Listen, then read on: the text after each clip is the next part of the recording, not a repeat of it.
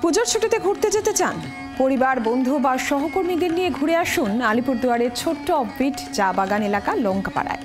পাহাড়, নদী, জঙ্গলে ঘেরায় এক টুকরো শান্তির ঠিকানা। শিশুদের জন্য রয়েছে খেলার পার্কও। নিরালায় কেটে যাবে আপনার অনেকটা সময়।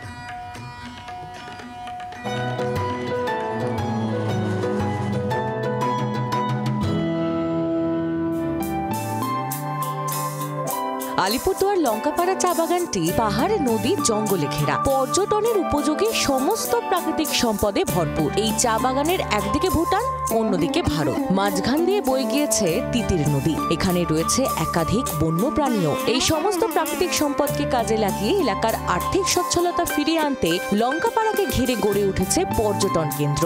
নিরালায় বসে পাবেন দুদণ্ড শান্তি। রয়েছে ছোট একটি পার্কও। সঙ্গে শিশুরা থাকলে নিরালায় তারা একটু খেলতেও পারবে। এখানে পাহাড় চূড়ায় রয়েছে watch tower, I love Lankapara লেখা সেলফি পয়েন্ট, দোলনা সহ সাজানো গোটা এলাকাটি। শুনেছি জায়গাটা নাকি খুব সুন্দর।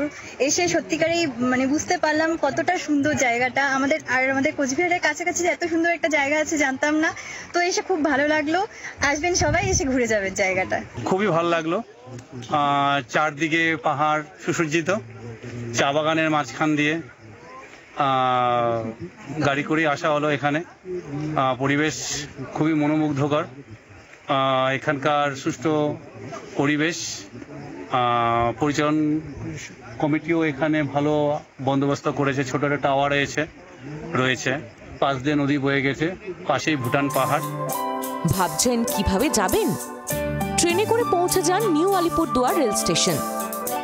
স্টেশনে নেমে গাড়িতে জাতীয় সড়ক ধরে বীরপাড়া থেকে 18 কিলোমিটার দূরেই লঙ্কাপাড়া চা বাগান।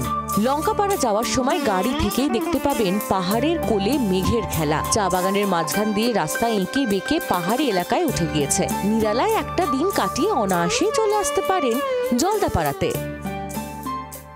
গোটা এলাকা জুড়ে লঙ্কাপাড়া চা বাগান, তার গা ঘেঁষেই বয়ে চলেছে তিতির নদী। খরস্রোতায় তিতির নদীতে সব সময় জলের আওয়াজ আপনাকে মুগ্ধ করবে। এই মনোরম পরিবেশে একদিনের জন্য অতিথিদের নিয়ে এসে ঘুরে যেতেই পারেন। আলিপুরদুয়ার থেকে তপন দেব, জি 24 ঘন্টা।